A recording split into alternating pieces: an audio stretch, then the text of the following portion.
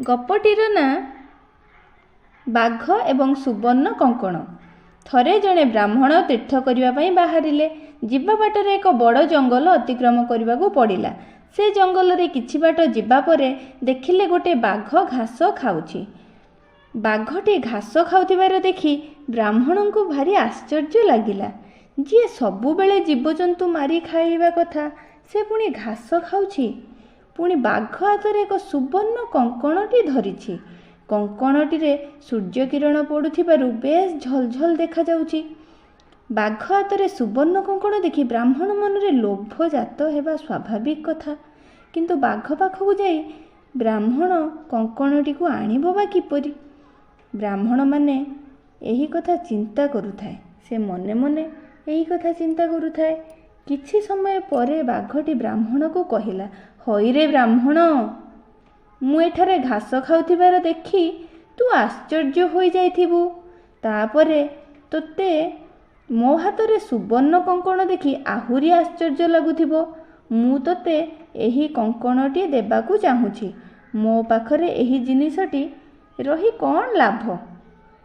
बरं जड़े मनुष्य को यह दान कले जिनिसटी तार कामरे आसीबो। तू मो ठारू यह ग्रहण कर।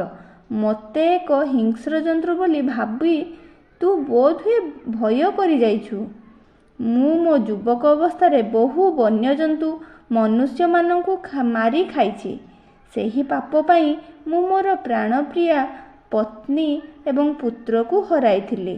थरे जड़े साधुंक सहित मोर परिचय हैला। साधु जनक मते शिकार करने बारण कले। साधु महात्मा उपदेश मानी मु निरामिषासी पालटी जाइछि। प्रतिदिन मु एही नदी रे गाधोई सारी नदी कूल थिबा घास को खाए। बोध हुए सेइथिपाई मोर दांत एवं पंझा गुड़िक नष्ट होई गलानी। मो कथा सुनिबा परे तू तथापि मते विश्वास करि पारुनु? दया करी मते तू विश्वास कर। मो ठारू एही सुवर्ण कंकणटी नहीं तू तो पत्नी को देदबु। तथापि मध्य ब्राह्मण बाघर कथा को विश्वास करि पारिला नहीं।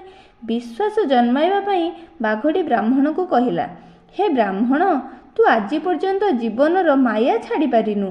जीवन क्षणस्थायी। तथापि मध्य मनुष्य ठारू आरंभ करी जीव जंतुंक पर्यंत समस्तंक पई यह अत्यंत मूल्यवान। मु जानी पारुछि तू द्वंद्वरे पड़ी जाइछु। एही सुवर्ण कंकणटी निश्चय तोर दरकार रे आसीबो। लोके कहंती ब्राह्मण उच्च जाति। सेमानंकु दान देले भगवान संतुष्ट हुअंती। कारण भगवानंक सह सेमानंकर कुआडे सीधा संपर्क रहिछि बोली स्वयं ब्राह्मण माने ही कहंती। साधारण लोकंक देबा अपेक्षा तोते देले भगवान अधिक खुशी हेबे मो उपरे। तेणु ए कंकण मु तोते देई पुण्य अर्जन करने को चाहूँगी। तू जदि एहाकु मोठारू ग्रहण न करिबु ताहले मु आउ काहाकु दान करिबा भी दरकार नहीं।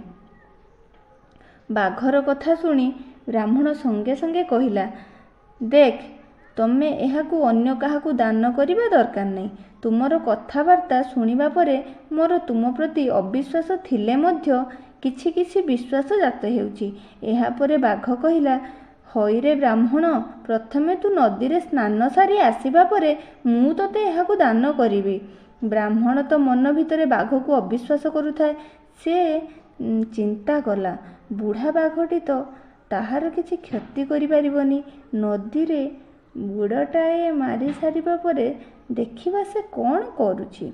एहा भाबी से संगे संगे नदी को गाधोइबा पई चलिला। धीरे धीरे नदी रे प्रवेश कला। मात्र ए कौन, नदीटीरु बुड़ मारी उठिबा परे देह सारा पंक कादुओ बोली हुई जाइछि। देह एते भारी हुई जाइछि जे गोड़ उठाई चलिबा मध्य कष्टकर होई पड़ुछि।